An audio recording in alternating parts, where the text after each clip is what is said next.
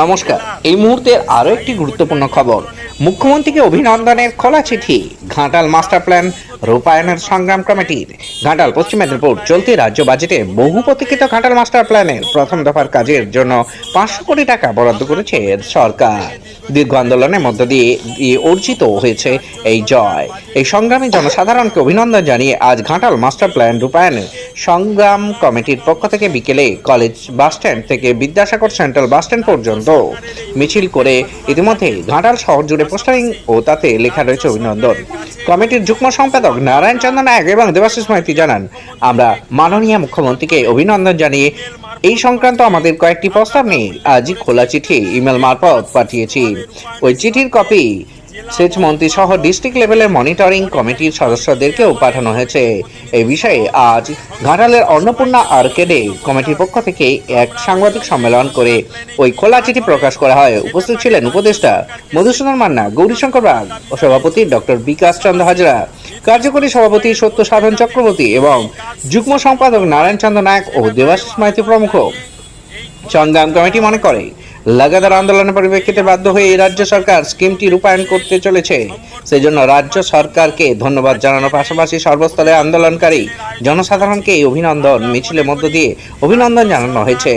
নারায়ণ চন্দ্র নায়ক বলেন, আজকের মিছিলে 2017 সালে কলেজ বাসস্ট্যান্ডের যে স্থানে তৎকালীন বিধায়কের গুন্ডা বাহিনীর লোকেরা বানভাসী জনসাধারণকে আক্রমণ করেছিল এবং লাঠিচার্জে রক্তাক্ত হয়েছিল সেই আমরা আজকে অভিনন্দন বার্তা নিয়ে এই মিছিল করলাম। শান্তনু পালের রিপোর্ট, আপডেট পাঁশকুড়া নিউজের জন্য। আন্দোলনে 2017 সালের 7ই সেপ্টেম্বর তৎকালীন এমএলএ উপস্থিতিতে তার যে পেটোয়া বাহিনী, সেই বাহিনীর দ্বারা যে বানভাসী মানুষজনের আক্রান্ত হয়েছিলেন, তাদের মধ্যে রক্তাক্ত হয়েছিলেন অশ্বিনী মালিক, তাকে আমরা আজকে সম্বর্ধিত করেছি এই মিছিলের পক্ষ থেকে পুষ্পস্তবক দিয়ে। আমরা চাই অতি দ্রুত সরকারিভাবে এই প্রকল্পের উদ্বোধন করে আমরা যে প্রস্তাবগুলি দিয়েছি তা কার্যকর করে রাজ্য সরকার প্রয়োজনীয় পদক্ষেপ নিক। তাহলেই আমরা মনে করি দুই জেলার প্রায় 20 লক্ষ মানুষের বাৎসরিক বন্যার হাত থেকে তারা মুক্তি পাবে। রাজ্য সরকার যদি আমাদের প্রস্তাবগুলি বিবেচনা করে কার্যকর না করে, তাহলে আমাদের কমিটি আগামী দিনে আরও বৃহত্তর আন্দোলনে নামতে বাধ্য হবে। নারায়ণ চন্দ্র নায়ক, যুগ্ম সম্পাদক, ঘাটাল মাস্টার প্ল্যান রূপায়ণ সংগ্রাম কমিটি। পূর্ব পশ্চিম মেদিনীপুর জেলার স্থায়ী বন্যা নিয়ন্ত্রণের প্রকল্প ঘাটাল মাস্টার প্ল্যানে সম্প্রতি রাজ্য বাজেটে 500 কোটি টাকা বরাদ্দ করা হয়েছে। সেই পরিপ্রেক্ষিতে আমরা আজকে ঘাটাল মাস্টার প্ল্যান রূপায়ণ সংগ্রাম কমিটির পক্ষ থেকে রাজ্যের মাননীয় মুখ্যমন্ত্রীকে আমরা একটি খোলা চিঠি ইমেল মারফত পাঠিয়েছি আজ সকালে, এবং তার কপি রাজ্যের সেচ মন্ত্রীকেও আমরা দিয়েছি।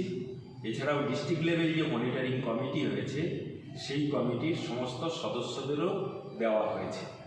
আমরা আজ সকালে এই সাংবাদিক সম্মেলনের মধ্য দিয়ে আমরা যেটা জানাতে চাই, মাস্টার প্ল্যান রূপায়িত হলো এলাকার সর্বস্তরের ভুক্তভোগী মানুষজনদের লাগাতার আন্দোলনের পরিপ্রেক্ষিতে।